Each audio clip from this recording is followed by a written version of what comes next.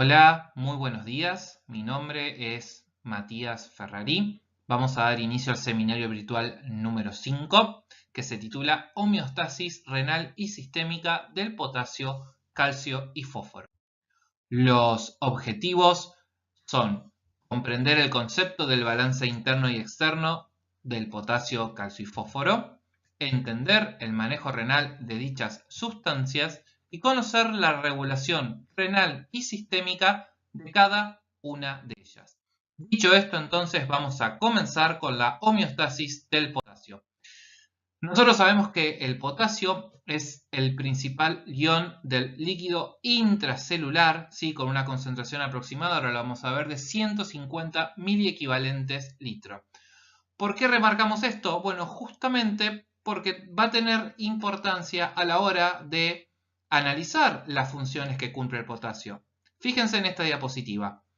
El potasio participa en la excitabilidad de las células musculares, nerviosas, en la contractilidad de las células del músculo cardíaco, esquelético y liso, también en la regulación enzimática y en síntesis de ADN y proteínas. ¿Por qué remarcamos lo del líquido extracelular y su alta concentración? Justamente porque la función principal del potasio es mantener el potencial de membrana. De ahí que sea tan importante a la hora de hablar de la excitabilidad tanto de las células musculares como nerviosas y de la contractilidad de las células musculares.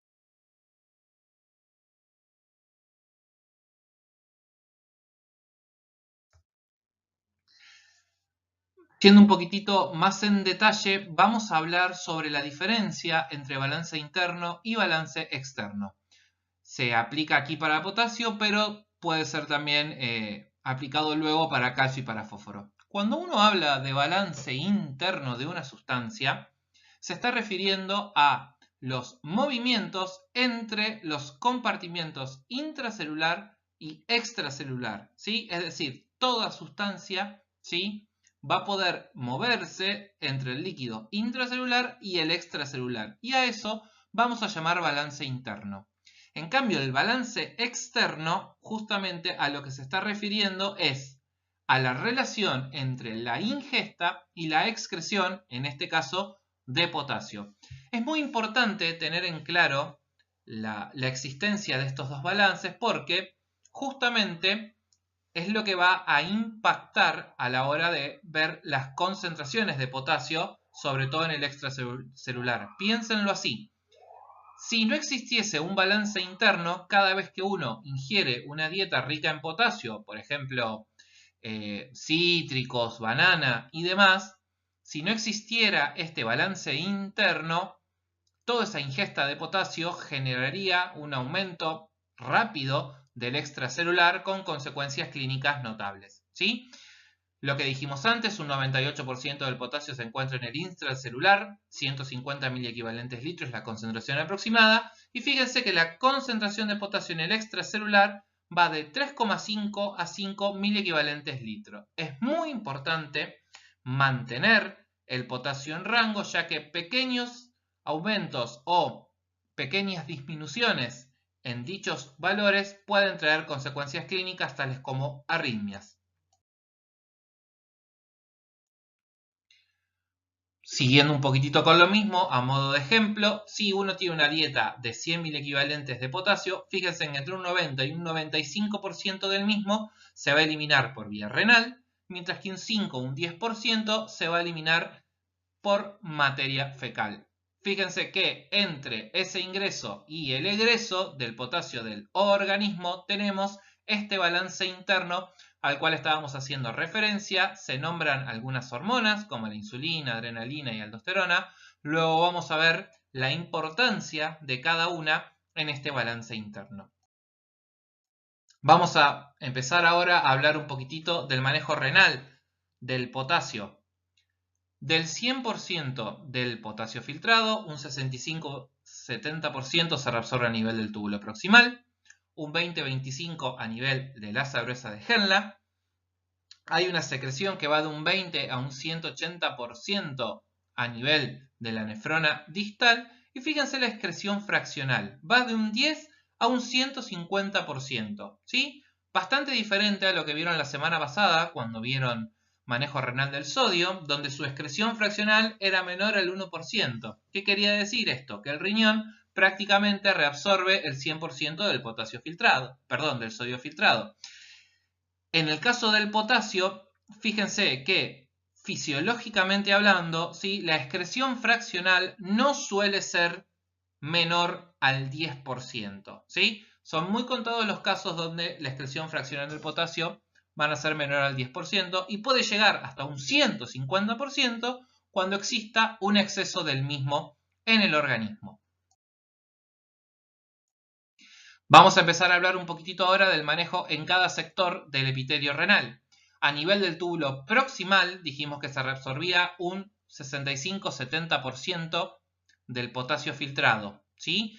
A este nivel podíamos reabsorber sustancias por vía paracelular o por vía transcelular. El potasio, el 100%, a este nivel se va a reabsorber por vía paracelular por medio de un mecanismo que conocemos con el nombre de arrastre por solvente o solvent drag, es decir, se reabsorbe junto con el agua, ¿sí? Recuerden que las uniones estrechas a este nivel son muy laxas, entonces permite fácilmente el pasaje a través de las células por vía paracelular.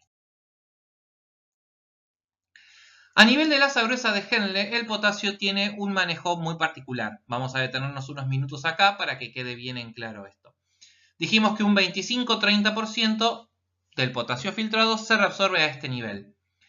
Puede hacerse tanto por vía transcelular como por vía paracelular. De hecho, ¿sí?, la mitad del potasio reabsorbido a este nivel ocurre por vía transcelular y la otra mitad por vía paracelular. Observemos un poquitito la célula. En la membrana vasolateral, por supuesto, encontramos a la bomba sodio-potasio, ¿sí?, ATPasa, que ingresa 2 moléculas de potasio por cada 3 moléculas de sodio que salen de la célula, lo cual permite los gradientes que venimos hablando tanto la semana pasada, esta semana y la semana que viene. Y a nivel de la membrana apical vamos a encontrarnos con un transportador, ¿sí?, que lo que hace es transportar una molécula de sodio, una de potasio y 2 de cloro, y un canal, ¿sí?, que vamos a llamar ROMCA, que lo que hace es secretar potasio. ¿Qué ocurre a este nivel? Al ingresar el potasio dentro de la célula, nosotros dijimos que la concentración de potasio intracelular es muy alta. Por lo tanto, ¿sí?, lo que va a buscar la célula es mantenerla equilibrada y que no aumente. Al ingresar una molécula de potasio, lo que hace automáticamente es salir, ¿sí?, por medio de este canal ROMCA en la membrana apical, aumentando así la positividad de la luz tubular. Entonces, a medida que ingresa un potasio y luego sale, podemos hablar de un recirculado de potasio a nivel apical del asa gruesa de Henle. Esto va a generar que la luz se vuelva cada vez más positiva. Puede llegar incluso hasta un valor de 8 milivoltios. ¿Por qué es importante remarcar esto? Porque a nivel del fluido tubular, además de potasio, también hay sodio, pero también hay otros cationes, como puede ser el calcio o el magnesio. Entonces, estos cationes se encuentran con una luz predominantemente positiva. Por lo tanto, se va a generar un gradiente de tipo eléctrico que lo que va a permitir es una reabsorción a nivel paracelular, ¿sí?, de estos cationes. ¿Se entiende el recirculado del potasio y cuál es la importancia que tiene? ¿Sí? Ingresa el potasio por el sodio 2-cloropotasio, sale el potasio por el ROMCA, se vuelve más positiva la luz tubular y eso va a permitir que cationes como el sodio, el potasio y el calcio o el magnesio puedan reabsorberse por vía paracelular gracias a ese gradiente de tipo eléctrico. Finalmente, en la nefrona distal lo que vamos a ver es un predominio de la secreción de potasio. En el túbulo colector tenemos dos células, las células principales y las células intercalares. En este caso estamos en las células principales, que ustedes las conocen muy bien. hablaron de ella la semana pasada, ¿sí? Donde encontrábamos un canal epitelial de sodio, conocido como ENaC, que ustedes bien saben era estimulado por la aldosterona. La aldosterona lo que hacía era aumentar la probabilidad de apertura de este canal. Entonces, lo que hacía es, al ingresar una molécula de sodio, se agrega una carga positiva, ¿sí? Dentro de la célula. Entonces, para mantener la electroneutralidad, sale una carga positiva a la luz tubular, ¿sí? Que va a ser una molécula de potasio a través del ROMK. Por eso decíamos que la aldosterona aumenta la reabsorción de sodio y aumenta la secreción de potasio, ¿sí? Fíjense que acá hay otro canal de potasio, ¿sí? Que se conoce como maxi canal de potasio o BK, ¿sí? Que también va a aumentar la secreción de potasio, pero es independiente de aldosterona, ¿sí? Y va a depender del flujo distal. Vamos a hablar del maxicanal y de la secreción de potasio por flujo distal en unos minutos. Recuerden entonces que existe otro canal de potasio diferente al ROMK, ¿sí? Que depende del fluido a este nivel. En las células intercalares, también del túbulo colector, las teníamos alfa y beta. Para el manejo del potasio, las que más nos van a importar son las células intercalares alfa, donde vamos a encontrar a nivel de la membrana apical una bomba que intercambia protón con potasio, ¿sí? Es decir, que a este sector va a haber una reabsorción de potasio por medio de una ATPasa que la intercambia con protón. Esta célula es fundamental, ¿sí? Cuando existen desequilibrios del estado ácido-base. Es un tema para dentro de algunas clases.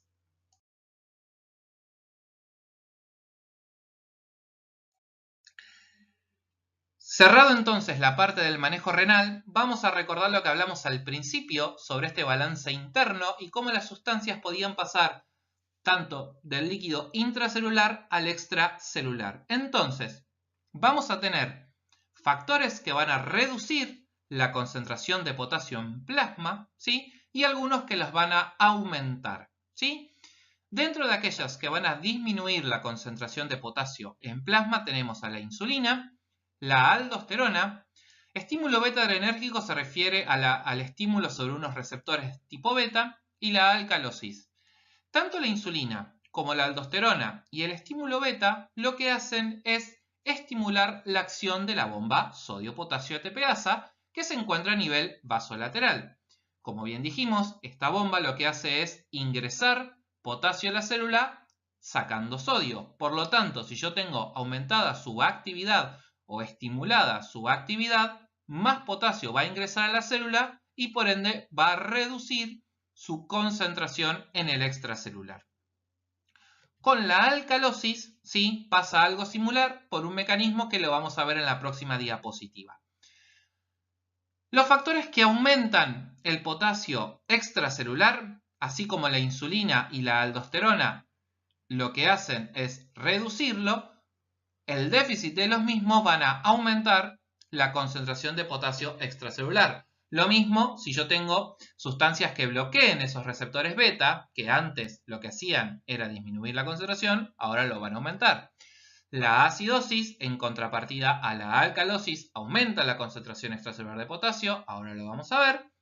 Y la lisis celular y el ejercicio extenuante también, ¿sí? La lisis celular es porque, como bien dijimos, la concentración de potasio en el intracelular es de 150 miliequivalentes. Si se produce algún fenómeno de lisis celular, sea la causa que fuera que lo desencadenó, va a aumentar la concentración de potasio en el extracelular. Lo mismo con el ejercicio extenuante, ¿sí? Se rompen fibras musculares, ¿sí? Donde hay mucho contenido de potasio y también va a aumentar su concentración. El aumento de la osmolaridad del líquido extracelular aumenta la concentración de potasio porque lo que ocurre es que al aumentar la osmolaridad del líquido extracelular va a haber un movimiento, ¿sí? De agua, ¿sí? Desde el intra hacia el extra, ¿sí? Lo cual va a generar un gradiente de potasio. ¿Por qué? Porque la concentración de potasio en el extra va a disminuir, entonces va a tender a salir mayor cantidad de potasio de la célula, aumentando su concentración en el líquido extracelular. En el siguiente diagrama lo que vemos es explicar cómo la acidosis genera un aumento de la concentración de potasio en el plasma. Fíjense, en estado de acidosis lo que nosotros tenemos es un aumento de la concentración de protones a nivel de la sangre, lo cual se va a demostrar con una disminución del pH, ¿sí? Al disminuir en pH y por este aumento de protón en la sangre, estos protones van a ingresar dentro de la célula y el protón, una vez que se encuentra dentro de la célula, además de acidificar el citosol, lo que va a hacer es inhibir justamente, ¿sí?, la captación de potasio por la bomba sodio-potasio ATPasa. Es decir, que el protón, una de las cosas que hace, sí, es inhibir el correcto funcionamiento de la bomba sodio-potasio que se encuentra en la membrana vasolateral. Por lo tanto, sí, va a haber menor cantidad de potasio que va a ingresar a la célula y ese potasio va a permanecer a nivel plasmático, generando un aumento del potasio extracelular. Además, no olvidemos que el protón tiene carga positiva, misma carga que el potasio, y también va a aumentar justamente, ¿sí?, la eliminación de una carga positiva, esta vez lo hace en forma de potasio. Así como esto ocurre con la acidosis, con la alcalosis ocurre a la inversa, ¿sí? Al aumentar el pH, ¿sí?, a nivel del plasma, es decir, disminuyen la concentración de protones, ¿sí?, lo que va a haber es un ingreso de potasio dentro de la célula. No se hagan problema con esto, van a continuar discutiéndolo en el práctico. Por lo tanto, podemos decir que los determinantes en la secreción de potasio van a ser principalmente la actividad de la bomba sodio-potasio, la concentración del potasio intracelular, el gradiente electroquímico y la permeabilidad que tenga la membrana apical al potasio. Vamos a hablar ahora de la regulación en la secreción renal de potasio, ¿sí? Nosotros dijimos que cuando tenemos, por ejemplo, dietas ricas en potasio, ¿sí?, el riñón tiene la capacidad de aumentar, ¿sí?, su excreción fraccional hasta un 150%. Vamos a ver cómo se regula esta secreción renal de potasio. Podemos tener factores luminales o factores peritubulares. Hablando de los factores luminales, el más importante es el aumento del flujo a nivel de la nefrona distal, ya sea por una expansión de volumen, ¿sí?, es decir, pasa mayor cantidad de líquido en la nefrona distal, esto va a generar un aumento en la secreción de potasio, ¿sí?, gracias a este canal que hablábamos hoy, que es distinto del ROMK, que se llama maxicanal, ¿sí? Es decir, que al existir un aumento del flujo a nivel de la nefrona distal, ¿sí?, lo que hace es aumentar la secreción de potasio por medio de este maxicanal. Se produce como si fuese un efecto, digamos, de una catarata, ¿sí? Pasa mayor cantidad de flujo, esto arrastra consigo mayor cantidad de potasio que se encuentra en la luz tubular, aumentando aún más el gradiente de salida, y ese potasio que sale de las células hacia la luz lo va a hacer por este maxicanal de potasio o BK, ¿sí? Obviamente a la inversa, si hay una disminución del flujo distal, va a disminuir la secreción de potasio, ¿sí? Lo mismo ocurre con la concentración de sodio a nivel del líquido tubular. Si yo tengo un aumento en la concentración de sodio del líquido tubular, tengo un aumento en la secreción de potasio, y si tengo una disminución de la concentración de sodio en el fluido tubular, hay una disminución de la secreción de potasio, ¿sí? Algunos diuréticos, como por ejemplo puede ser el amiloride. El amiloride es un diurético que lo que hace es inhibir la actividad del canal epitelial de sodio, ¿sí? Por lo tanto, al inhibir al ENaC no se produce, no ingresa esa carga positiva, no sale potasio por el ROMK y lo que va a generar es una disminución de la secreción del mismo. Dentro de los factores peritubulares que van a regular la secreción de potasio, tenemos, por supuesto, la concentración de potasio en plasma, principalmente por cambios en la ingesta, ¿sí? Al tener un aumento En la concentración de potasio en plasma se estimula su secreción. Si hay una disminución, se inhibe la misma, ¿sí? En relación al equilibrio ácido-base, es lo que estuvimos hablando hace unos minutos atrás, una alcalosis lo que hace es aumentar la secreción de potasio, ¿sí? Y una acidosis lo que hace es disminuir su secreción. Por eso decimos que vamos a encontrar aumentada la concentración en sangre del potasio en una situación de acidosis y disminuida la misma en situación de alcalosis. Y la aldosterona, ¿sí? Por los mecanismos que ya explicamos, aumentan la secreción de potasio y por ende su excreción.